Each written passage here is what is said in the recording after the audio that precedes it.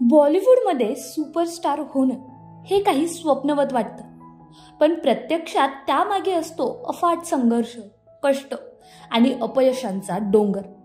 आज आपण अशाच एका कलाकाराची कहाणी पाहणार आहोत, ज्याने बॉलिवूडमध्ये स्वतःचं स्थान निर्माण करण्यासाठी प्रत्येक अडथळ्याचा सामना केला आणि अखेर सुपरस्टार ही ओळख मिळवली.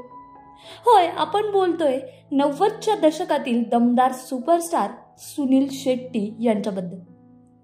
पॉडकास्टमध्ये नुकतंच त्यांनी आपल्या संघर्षाची कहाणी उलगडली. सुरुवातीला त्यांना सतत नकार दिला गेला, कोणी काम द्यायला तयार नव्हतं आणि अभिनेत्रींनी तर सरळ नकार दिला.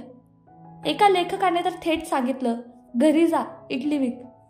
इतका अपमान सहन करूनही सुनील शेट्टी थांबले नाहीत आणि त्यांनी तेव्हापासून मागे वळून देखील पाहिलं नाही. 30 वर्षाच्या कारकिर्दीत 100हून अधिक चित्रपट त्यांनी दिले. धडकन, बलवान, हेराफेरी, मेहुना हे सर्व चित्रपट त्यांच्या अभिनयाचं प्रमाणपत्र आहेत आणि आज त्यांची एकूण नेटवर्थ आहे जवळपास 125 कोटी रुपये. पण अभिनयापुरतंच त्यांचं व्यक्तिमत्व मर्यादित नाही.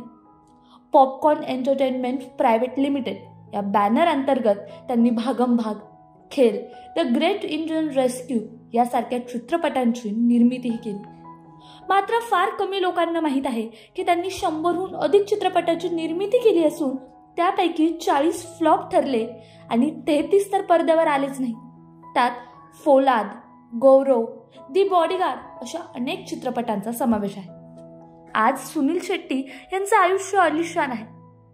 खंडाळ्याच्या सुंदर फार्म हाऊस आणि मुंबईच्या अल्टोमोट रोडवरील लक्झरी बंगला, जिथे अनेक सेलिब्रिटी त्यांच्या शेजारी आहेत.